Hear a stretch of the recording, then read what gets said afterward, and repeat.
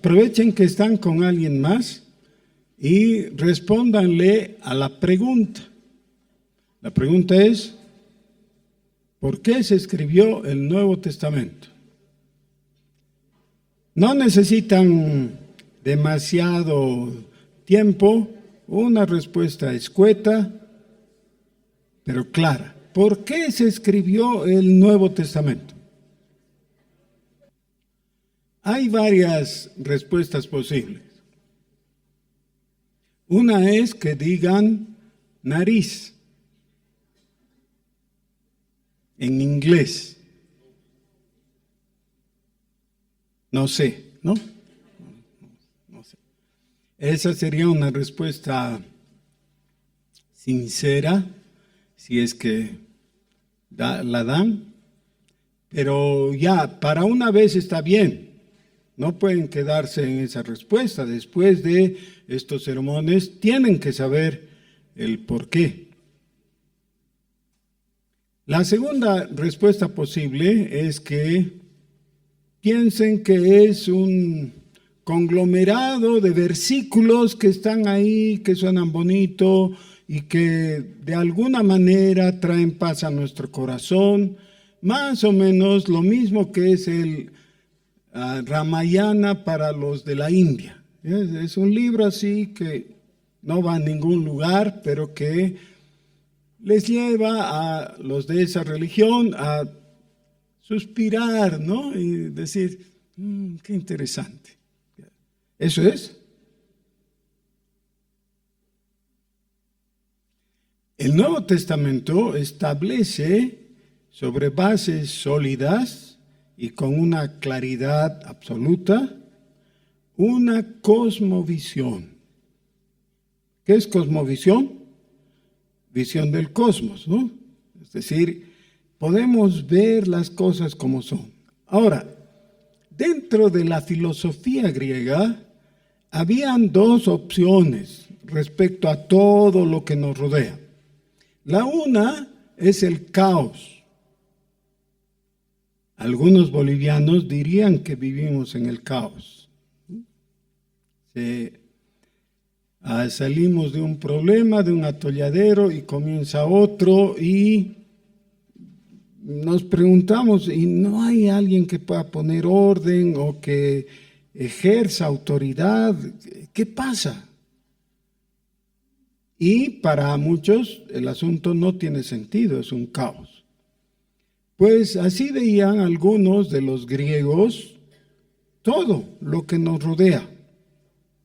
¿Ya? El mundo en palabras de la Escritura.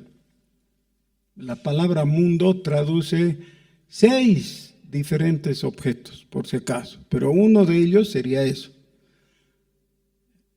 El mundo es el caos. La otra opción es lo que plantearon los otros griegos también, que es el cosmos. ¿Y qué es el cosmos? También se traduce por mundo, ¿ya? A veces. Es el todo, pero que tiene orden y tiene sentido. Tiene un origen y tiene un destino también. Entonces, las personas que prefieren la visión del caos generalmente optan por la posición existencialista para sus vidas. El existencialismo pone hincapié en el presente. Ahora, aquí, voy a buscar placer, el hedonismo, ¿no? Porque de lo demás no tengo ni la menor idea de cómo va a ser. Las cosas van a ser fuera de lo que yo pueda decir, es un caos. Entonces, a ver si puedo obtener algo para mí lo antes posible. Pero si tu visión es de un cosmos, es decir, de algo ordenado y con sentido, necesitas una razón para creer eso. El Antiguo Testamento era una cosmovisión, es decir, una visión del cosmos con orden, con sentido, con autoridad, y que comienza con el Creador. El Creador dice, sea, y todo llega a existir. Y luego ordena esa creación. Así que si la ordena, claro que es un cosmos y no un caos. Tenemos entonces una gran deuda con el Antiguo Testamento en cuanto a nuestra concepción, en nuestra visión de todo lo que existe. El Antiguo Testamento es suficiente en sí mismo. Es un conjunto de libros, 39 libros, que plantean todo lo que se necesitaba en el punto de vista de Dios y de los creyentes judíos, o sea, del Antiguo Pacto. Ahí la pregunta se actualiza. ¿Para qué el Nuevo Testamento? ¿Qué razón de ser tiene el Nuevo Testamento? ¿Por qué se escribió? Ahora, nosotros como cristianos creemos en la revelación, ¿no es cierto? Es decir, que Dios revela la verdad. Dios es el autor de la revelación. Esa revelación está dada en las páginas de la Biblia en general. La revelación es dada por Dios por la inspiración que el Espíritu Santo da a algunas personas. Esas personas son llamadas por el apóstol Pedro los santos hombres de Dios, escritores de las Escrituras, del Antiguo y del Nuevo Testamento. O sea, creemos en la revelación contenida en la Escritura y creemos en la inspiración que el Espíritu Santo proveyó para los escritores de la Biblia. Muchas veces se usan esas palabras desaprensivamente y, además, inadecuadamente. Y hay gente que le pide a Dios que le dé revelación, pero Dios ya ha dado la revelación, está en la Escritura, no necesitamos más revelación. En cuanto a la verdad, todo lo que quería decirnos Dios ya nos ha dicho en la Escritura. Yo sé, algunos están pensando, y la profecía. No, estamos yendo a lo principal, ¿ya? La verdad está expresada en la Escritura por la revelación que Dios ha dado. ¿Cómo ha llegado la verdad a la Escritura? Por la inspiración a los santos hombres de Dios que han escrito desde Génesis hasta Apocalipsis en el orden que está en nuestras Biblias. No necesitamos pedir más de eso, como desatendiendo a lo que ya tenemos. Pero sí hay una faceta, un aspecto que todavía necesitamos pedirle con humildad a Dios, y esa es la iluminación. Porque necesitamos la luz de Dios para entender las Escrituras. Entonces, 3 palabritas. ¿Cuáles serán? Revelación, inspiración y para nosotros, iluminación. Y con eso estamos conectados por la Escritura con Dios, con la palabra de Dios. Ok, muy bien. Ahora, dijimos que la Biblia del Señor Jesús era el Antiguo Testamento. Lo que el Señor Jesús utilizó para todo su ministerio fue el Antiguo Testamento. ¿Creía Jesús en el Antiguo Testamento? Sí, claro, creía. Porque creía en el Antiguo Testamento es que él se refugia en el Antiguo Testamento, en Deuteronomio más exactamente, para repeler los ataques de Satanás cuando va a tentarle. En la enseñanza de muchas de las verdades que Él nos enseña en el Nuevo Testamento, el Señor Jesús buscó respaldo en el Antiguo Testamento. Mencionó escrituras del Antiguo Testamento. Y nunca dijo algo así: bueno, eso está en el Antiguo Testamento, ya no sirve, o ya pasó de moda, o les voy a decir algo diferente en este caso. No, nunca hizo eso.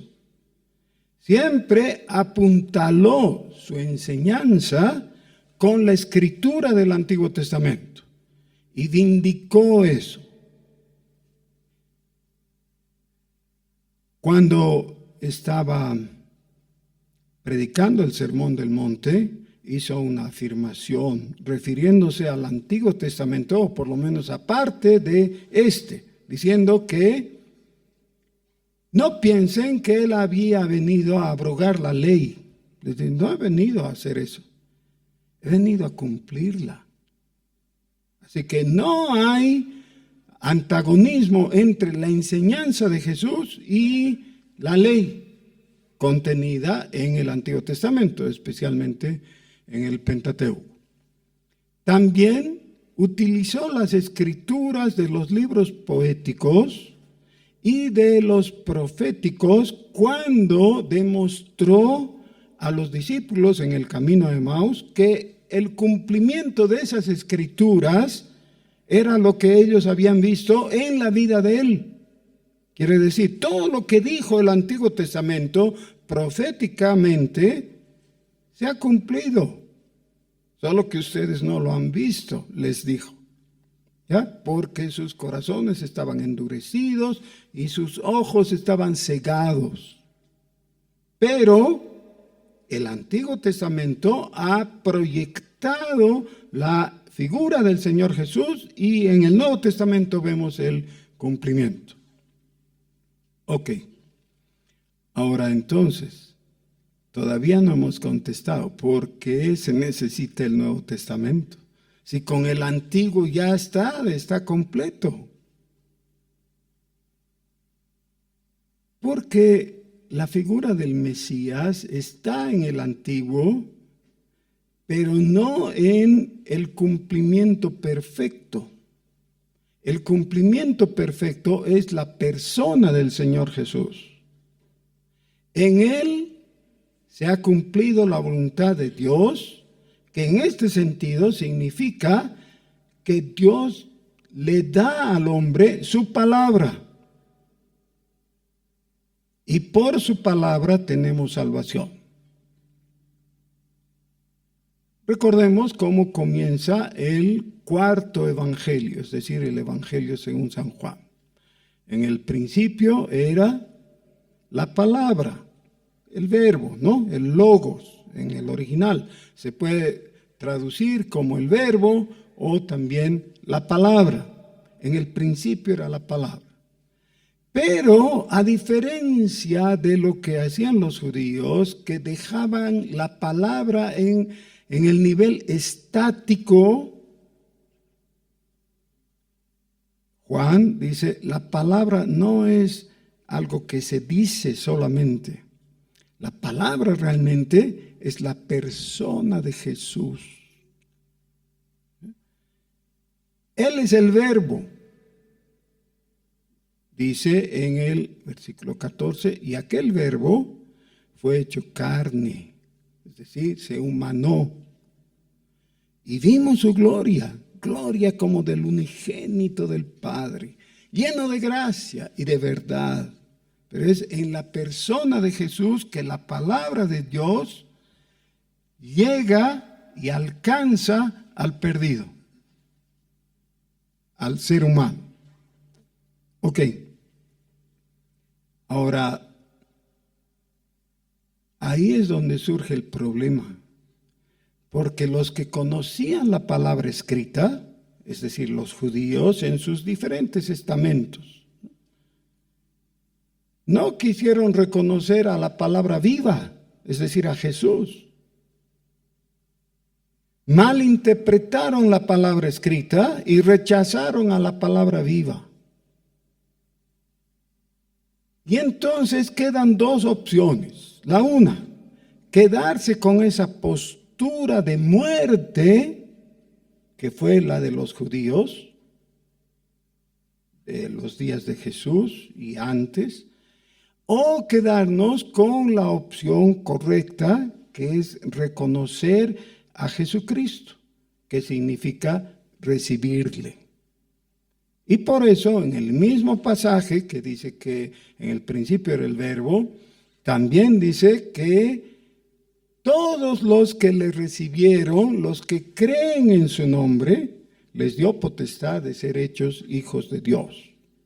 Entonces, o te quedas en la posición antigua de los antiguos, justamente dice el Señor Jesús en el Sermón del Monte, ¿no? Oísteis que fue dicho por los antiguos.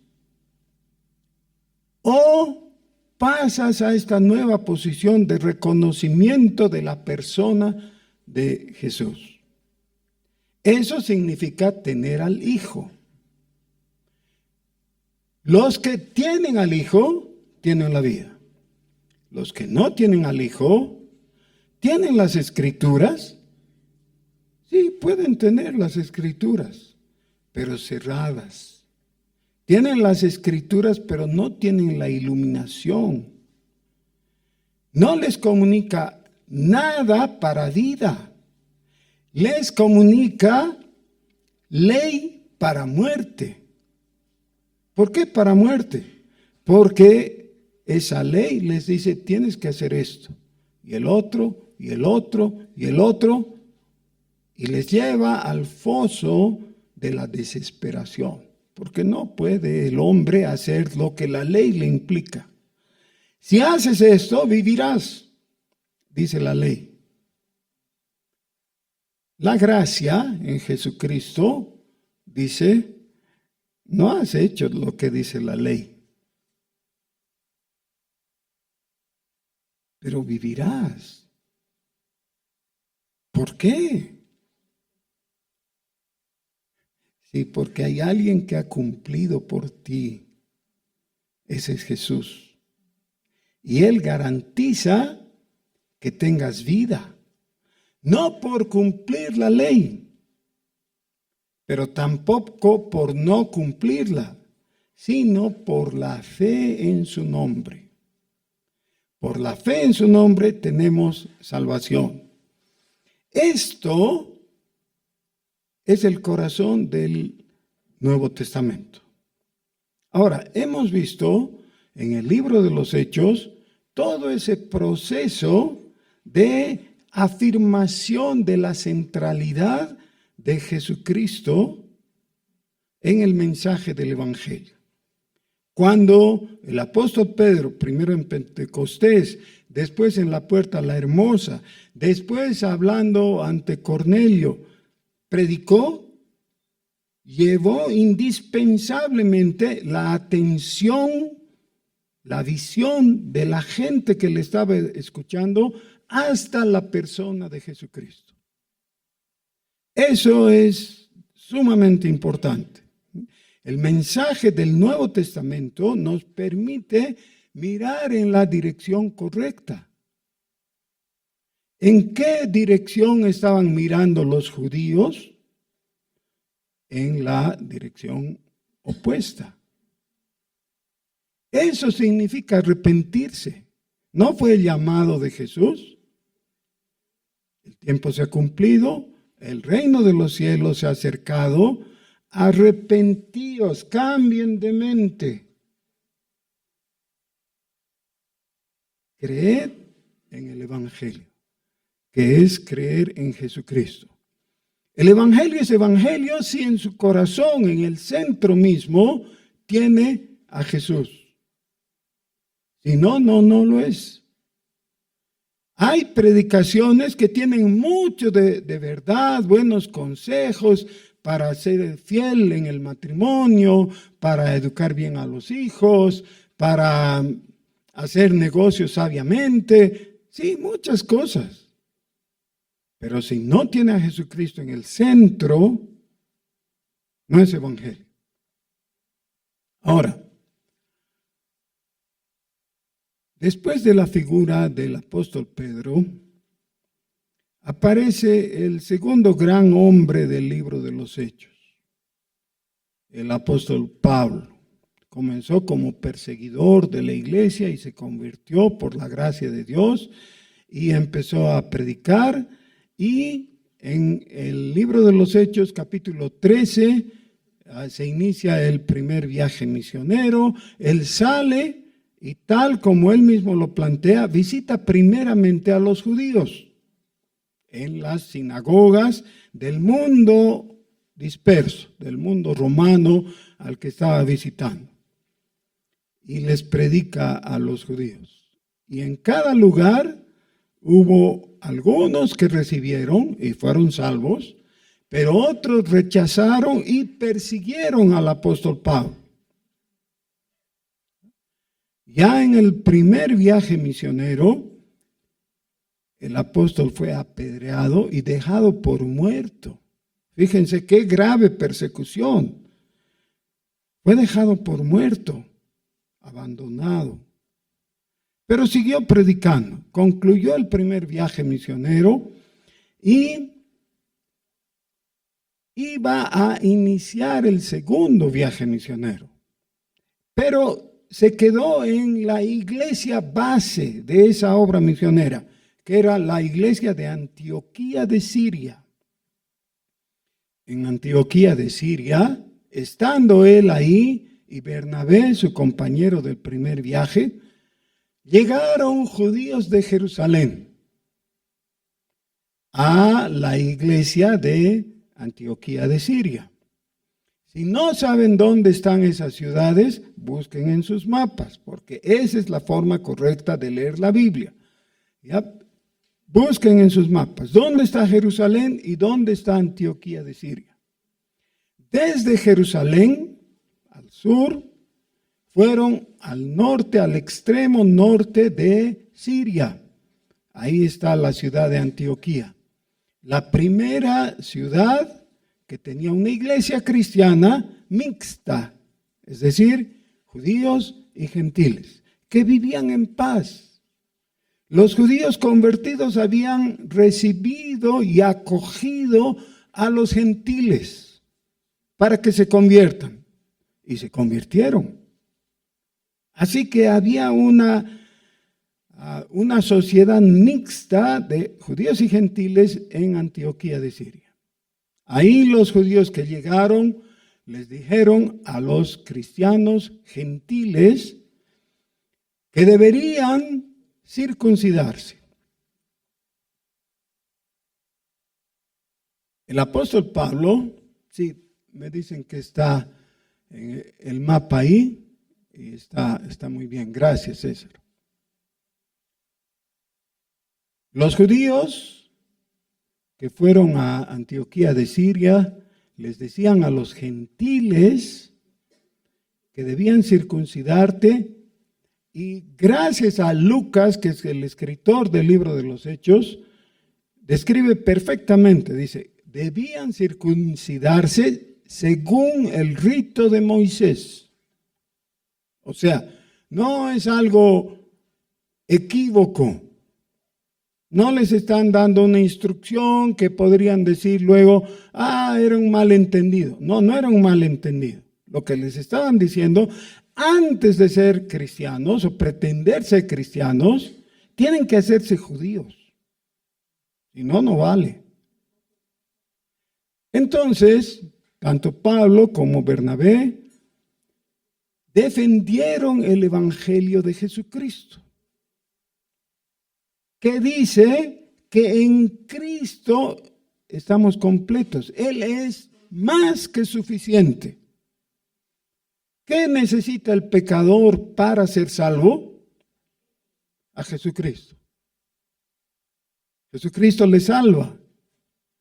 No si primeramente ha pasado con ese proceso de judaización, es decir, de convertirse en un judío primeramente, comenzando con la circuncisión. Eso no se necesita. Como hubo una disputa, y Lucas dice, no pequeña, o sea, se pelearon. Entonces, los ancianos de Antioquía enviaron una comisión compuesta por varios, entre ellos a Pablo y Bernabé, a Jerusalén, a hablar con los apóstoles y los ancianos de Jerusalén, siendo que la iglesia de Jerusalén era la más antigua, ¿no? La inicial, la primera.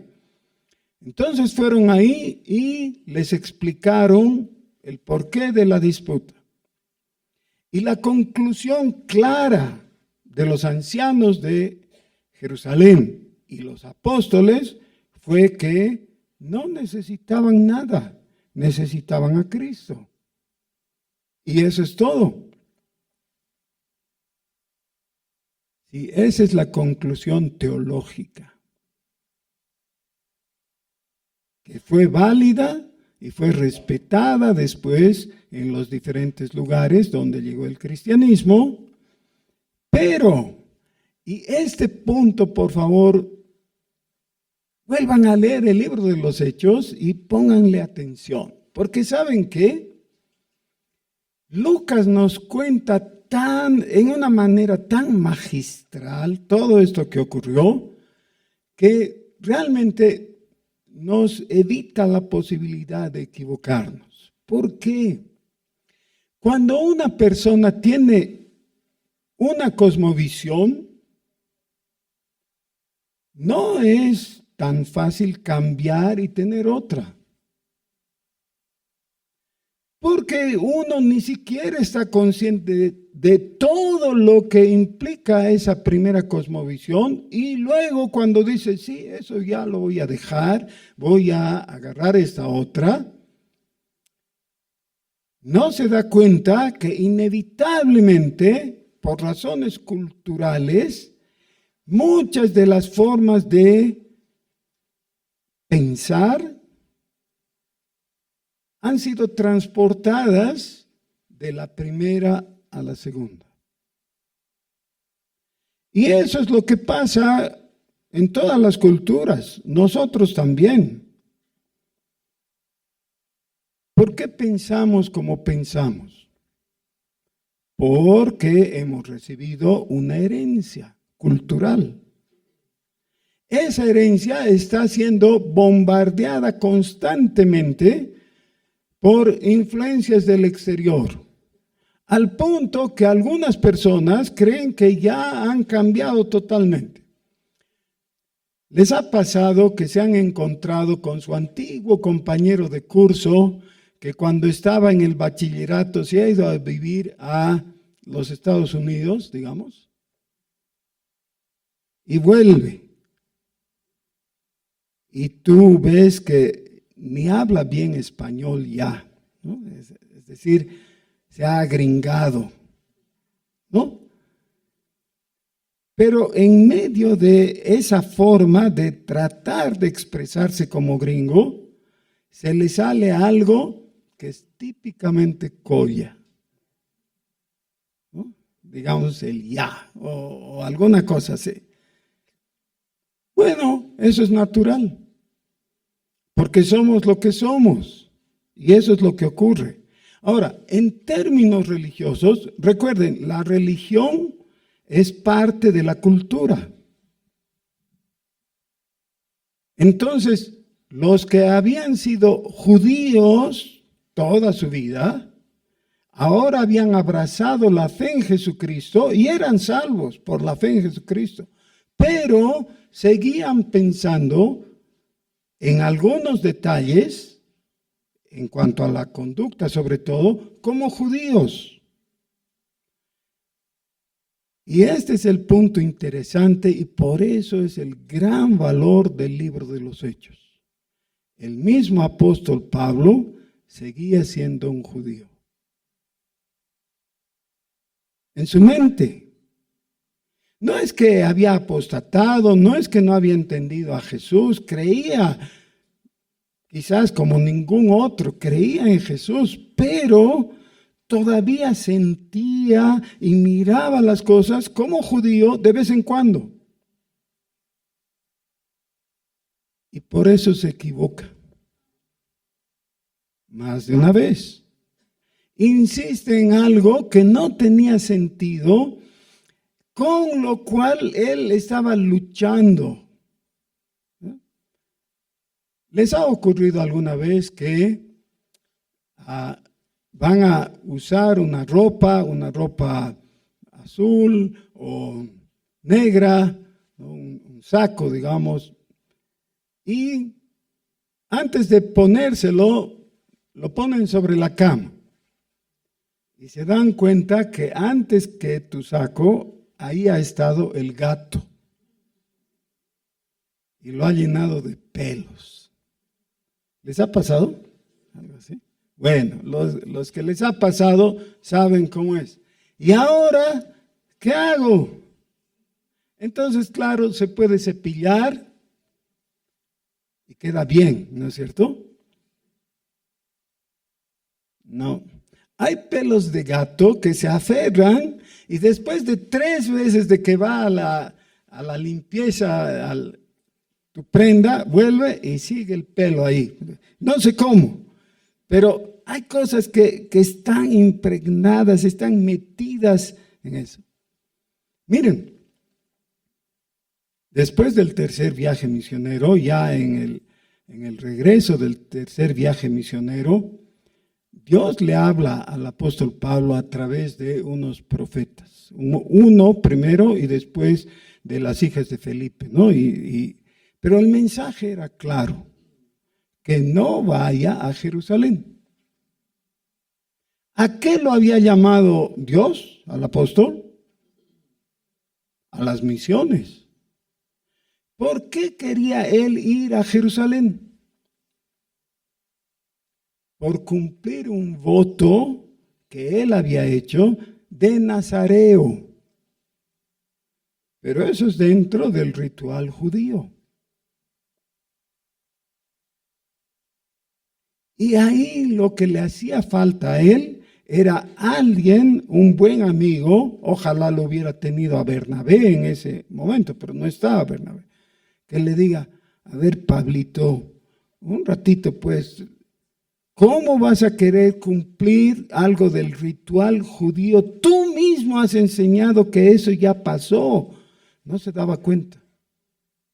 Eran pelos del gato que se le habían prendido. Va, se comunica con los de la iglesia de Jerusalén, que parece que tampoco entendieron suficientemente el asunto, y ellos le alientan a cumplir con el voto. Y ahí lo agarran, lo apresan y pierde precioso tiempo. ¿Se imaginan lo que hubiera hecho en un cuarto viaje misionero? Pero así es. Todos nosotros somos vulnerables, por eso necesitamos el auxilio de nuestro Salvador. Ahora, las fechas de los diferentes libros del Nuevo Testamento no están del todo claras. Por ejemplo, hay intérpretes, expertos, estudiosos del Nuevo Testamento que ponen como fecha para la epístola a los Gálatas abril del 53. ¿Se imaginan, no? ¿Qué año resucitó el Señor Jesús? Otra vez hay disparidad de opiniones, ¿no? ¿Qué año exactamente era? Pero vamos a decir el 33, ¿ya? El año 33. Hasta el 53 habían pasado 20 años. O sea, no está tan lejos, ¿no? Pero hay otros estudiosos que tienen buenas razones para decir que Gálatas se escribió el 50. O sea, 17, 18 años después de la resurrección del Señor Jesús. Si se escribió el 50, entonces Gálatas es la primera epístola o el primer documento escrito del Nuevo Testamento. Otra vez, si se escribió el 50, Gálatas es lo primero cronológicamente en escribirse. Vamos a quedarnos con esto por lo menos como una probabilidad, que sea el primer documento del Nuevo Testamento. ¿Por qué escribió Pablo la epístola a los Gálatas? ¿Por qué? Les ruego que abran sus Biblias. Se dan cuenta que he hablado y no he leído la Biblia. Sí, pero es por razones didácticas. Hay que cubrirse la espalda. Ok. Capítulo 1, versículo 6. Dice el apóstol ahí, dirigiéndose a los Gálatas: estoy desolado. En la Reina Valera dice maravillado, pero nadie habla así ahora, ¿no es cierto? No en el sentido que da aquí. Desolado es la mejor traducción. Estoy desolado de que tan pronto os hayáis alejado del que os llamó por la gracia de Cristo para seguir un evangelio diferente. Seguir un evangelio diferente. Eso implica la idea de parecido. Pero parecido no es el mismo, ¿no? Las diferencias tienen que ser notorias en algún momento. Yo solía trabajar en una oficina y cerca a mi casa vivía un compañero de trabajo y yo aprovechaba de hacerle dedo. ¿Ya? Entonces él dejaba cerca a nuestra oficina en el centro de la ciudad a su carro parqueado y después salíamos juntos. Yo lo acompañaba, íbamos hasta el lugar donde había parqueado y ahí nos íbamos hasta Obrajes, donde vivíamos los dos. En cierta ocasión fuimos con él y nos subimos a su carro. Y después de 2 o 3 cuadras, él frena y dice: este no es mi carro. Y abre la guantera. Y no era, pues. Se había subido a un carro similar. Era una de esas camionetas antiguas, Volkswagen, que habían muchas de esas iguales. Entonces volvimos al lugar y lo raro es que la llave le hacía perfectamente, porque eran muy parecidas las llaves, ¿no? Y encontramos que el dueño estaba ahí espantado porque pensaban le han robado el auto, ¿no? Más bien era una persona razonable. El que había hecho esto fue y se disculpó y el otro entendió, no había mala intención, entonces recibió. Y entonces, ¿dónde está tu auto? Estaba al otro lado, en San Pedro, ¿ya? Porque no había conseguido el rato de ir a parquear y se equivocó. ¿Te puedes equivocar de auto? Claro, mi anécdota prueba eso. Nos equivocamos, o él se equivocó. Te puedes equivocar de auto. Mejor es que no te equivoques de esposa. También te puedes equivocar, pero mejor que no te equivoques. Ahora viene la pregunta. ¿Te puedes equivocar de evangelio? Miren, vivimos en una sociedad en que la gran mayoría declara ser católica, o sea, de la Iglesia Católica Romana, ¿no? Iglesia Católica Apostólica y Romana. Ese es el nombre completo. Cada uno de nuestros amigos que es católico romano, ustedes piensan, estoy en la iglesia equivocada, recibo el mensaje erróneo, tengo las prácticas fallidas. ¿Creen que piensa así?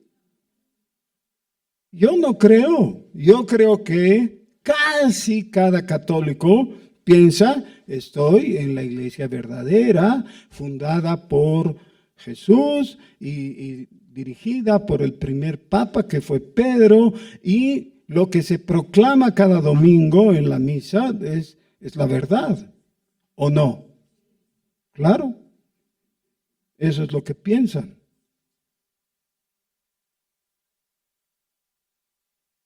¿Qué es lo que necesitan?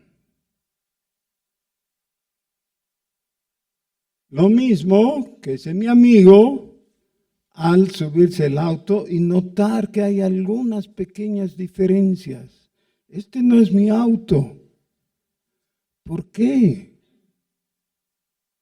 Ahora, la diferencia entre el mensaje de la Iglesia Católica y el mensaje de las iglesias evangélicas o protestantes no es así tan sencillo, no son detalles, no son cosas de que antes del Concilio Vaticano II el sacerdote daba la espalda al público y decía la misa en latín.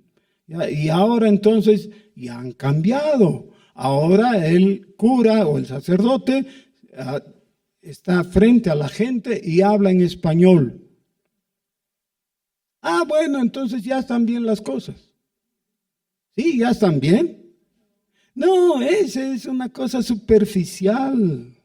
Lo del idioma y de que al consagrar la hostia y el vino levanta esto o no levanta, o la gente recibe solo la hostia pero no el vino. ¿Esas cosas son las que hacen la verdad? No. La pregunta de fondo es cristológica, es decir, Jesús está en el centro de todo, o es soteriológica, es decir, la doctrina de la salvación. La primera, que tiene que ver con Jesucristo, en términos muy sencillos es, ¿crees en Jesucristo? El protestante dice sí, solo creo en Jesucristo. Okay. Pero si en ese contexto le preguntas al católico, ¿y tú crees en Jesucristo? Claro, te dice. Ustedes son unos pretenciosos que creen que ustedes nomás creen. No, nosotros también somos cristianos, también creemos en Jesucristo. No es verdad, pero ya, no vamos a discutir en este punto. Entonces, planteamos la segunda pregunta. Y la segunda pregunta es, ¿cómo es que el hombre es salvo? Esa es la pregunta soteriológica. La soteriología es la doctrina de la salvación. ¿Cómo el hombre es salvo? Y la gran disputa entre católicos romanos y protestantes, históricamente, desde el tiempo de la Reforma, es la afirmación de que el hombre, el pecador, llega a ser salvo por la gracia de Dios, por medio de la fe. Y por eso quedamos con las 5 solas, 2 de las cuales son solo por gracia, solo por la fe. Ahora, cuando Pablo escribe a los Gálatas, prueba que si no tienes la soteriología correcta, no tienes la cristología correcta. Otra vez, si tu soteriología es deficiente, tu cristología es equivocada. Y por eso es que se pueden admitir algunas cosas, como el hecho, que es la gran discusión que ahora hay al interior de la Iglesia Católica, ¿no? ¿Quién es el Redentor? La posición protestante es Jesucristo es el único Redentor, pero la posición católica era que Jesucristo es el Redentor con la ayuda de su señora mamá, lo cual hacía de ella co-redentora. Eso es lo que ahora están discutiendo entre ellos y por el momento, el actual Papa León ha determinado que María no es corredentora, pero es intercesora.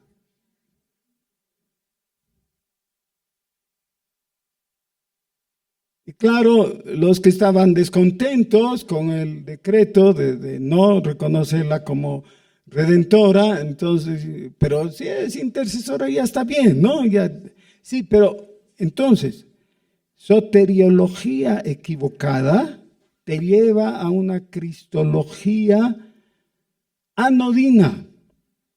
Es decir, no sirve. No sirve.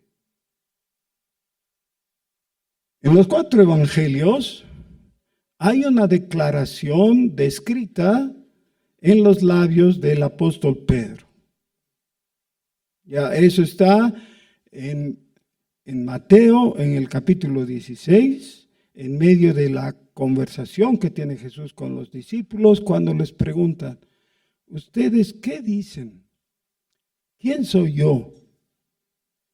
Y Pedro contesta, tú eres el Cristo, el Hijo del Dios viviente. Marcos en el capítulo 8 nos relata la misma circunstancia y en ambos libros, en ambos evangelios, eso es seguido del relato de la transfiguración. La transfiguración viene a ser como el sello que respalda la declaración de Pedro. Ok. En Lucas, en el capítulo 9, también tenemos el relato, pero desde una óptica un poco diferente. En Juan, esto se encuentra en el capítulo 6. Y esta es la declaración en su forma más gloriosa. Jesús había hecho un milagro maravilloso, había alimentado 5,000 personas. Solo varones contaban en ese momento, las mujeres no, aunque comían también, pero dice, aparte de mujeres y niños, ¿ya? Todos quedan satisfechos. Y entonces, al día siguiente le buscan porque dicen, si nos alimentó ayer, ¿por qué no hoy también? Y el Señor les dice, más bien, ¿por qué no trabajan por la comida que a vida eterna permanece en vez de estar afanados por la comida que perece? Juan 6. Y de ahí deriva el sermón del pan de vida. Jesús declara, yo soy el pan de vida. Inicialmente los judíos, toda esa gran multitud, le dice a Jesús, Señor, danos siempre ese pan. Y si Jesús hubiera sido un ingenuo, les hubiera dicho, ya pues les voy a dar y qué bien, ya tengo 5,000 discípulos. Pero el Señor no era ningún ingenuo.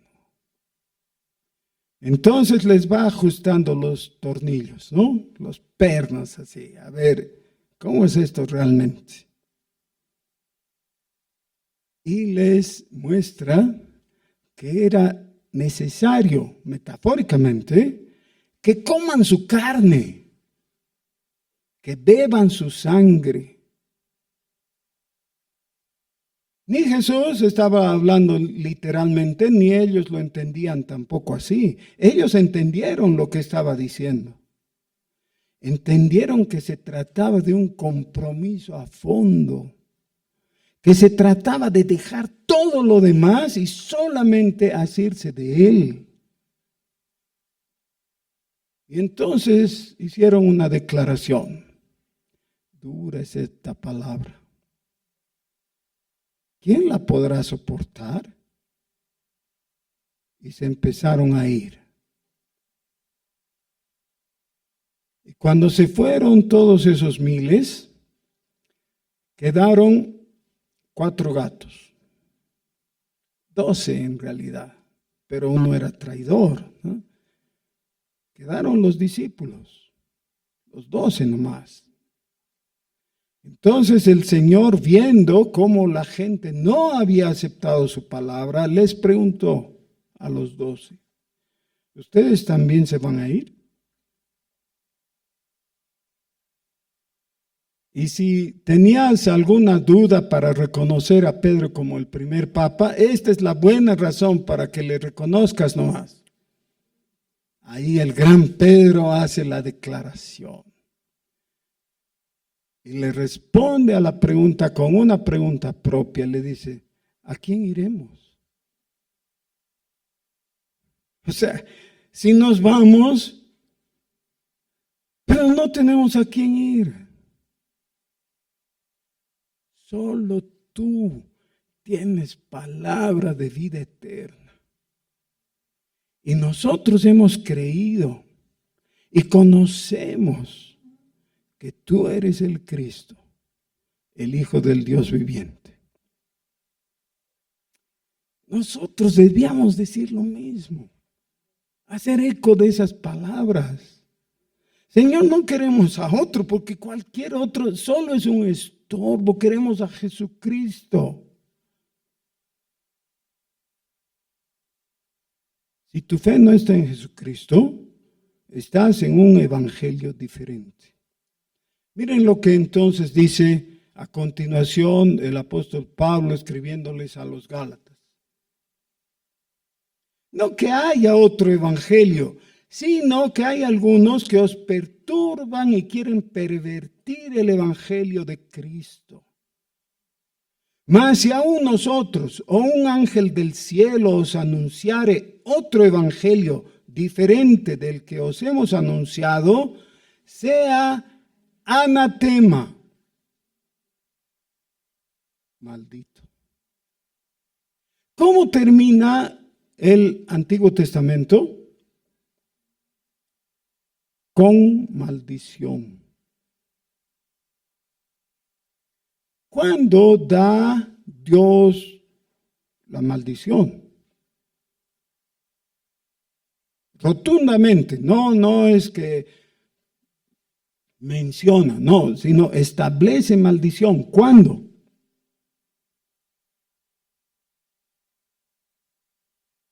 Cuando tú has tenido en tu mano lo que Jesús te ha querido dar, que es su bendición. Dios te llama para bendecirte. ¿Recuerdan Efesios capítulo 1, versículo 3? Dice, bendito el Dios y Padre de nuestro Señor Jesucristo, que nos bendijo con toda bendición en los lugares celestiales en Cristo. Así que en Cristo tienes. Pero cuando tú quitas las manos para no recibir la bendición, inevitablemente vas a aferrarte de la maldición. Si alguno sigue un evangelio diferente, o si alguno te trae un evangelio diferente, sea anatema. Maldito. Es que este Pablo era un intolerante, ¿no? Eso es. La cosa no va por ahí. En realidad, recuerda que todos somos hijos de Dios. ¿Sí? ¿Somos todos hijos de Dios? Más a los que le recibieron, a los que creen en su nombre, a los que creen en su nombre, a los que creen en su nombre, les dio potestad de ser hechos hijos de Dios. no a otros.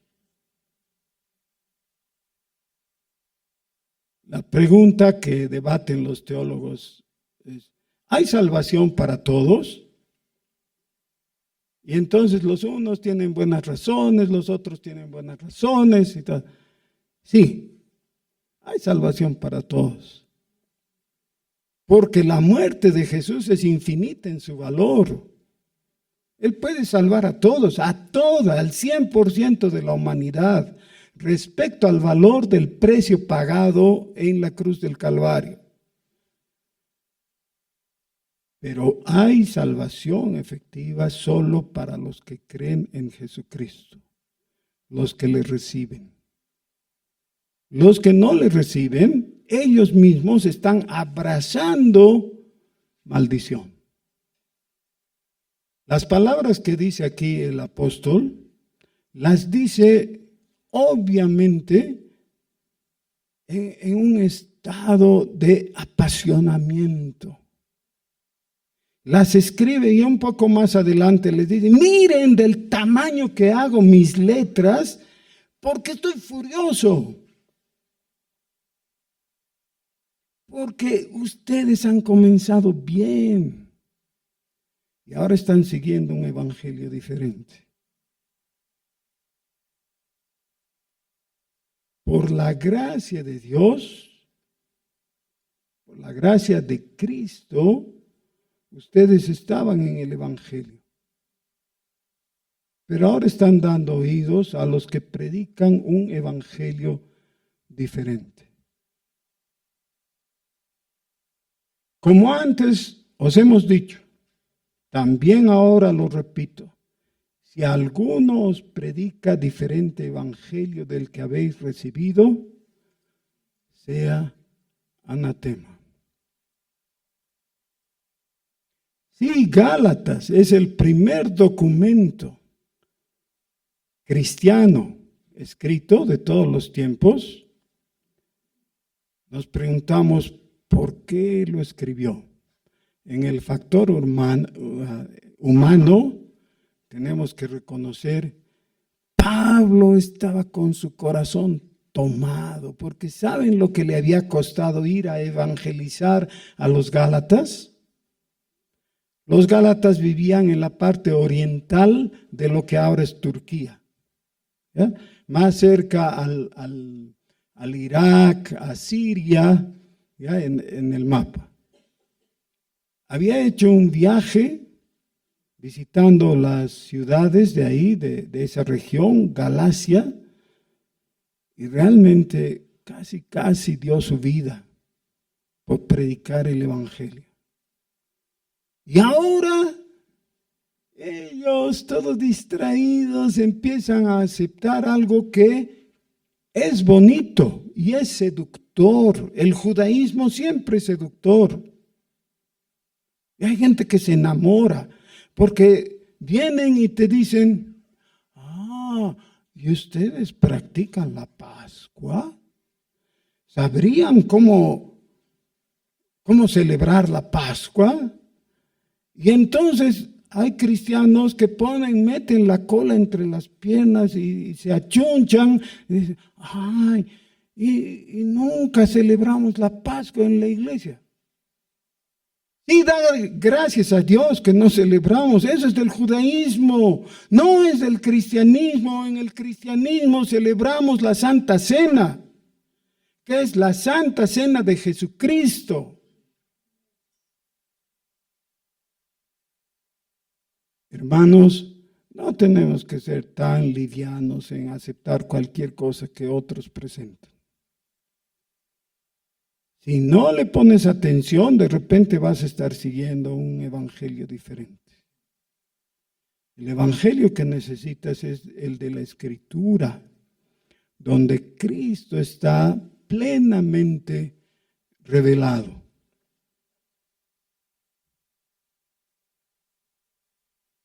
En el capítulo 3, el apóstol les dice, oh Gálatas insensatos, ¿quién os fascinó para no obedecer a la verdad? a vosotros, ante cuyos ojos Jesucristo fue ya presentado claramente entre vosotros como crucificado. Quiero preguntarte, aunque no sabes todo, no importa, pero ¿sabes lo central, lo principal? ¿Sabes que Jesús tomó tu lugar de culpable en la cruz del Calvario para morir por ti? ¿Sabes eso? Si Pablo les estuviera diciendo eso, él le hubiera añadido un apelativo, les hubiera dicho pedazos de babosos. Él hubiera dicho, yo soy respetuoso, no les digo eso. Pero me da ganas. Porque no puedes desatender algo así. Necesitas tomarlo en serio. Necesitas entender que Jesús es central y no puedes reemplazarlo. Necesitas abrazarte de Él. Fijarlo en tu corazón. Vamos a orar. Señor nuestro, tú nos has dado la salvación y tú la estás sosteniendo. No gracias a nosotros, a pesar nuestro. Pero nosotros ahora queremos hacer profesión de fe. En ti creemos, Señor. Y hacemos nuestras las palabras de Pedro cuando dijo, ¿a quién podríamos ir? Solo tú tienes palabras de vida eterna.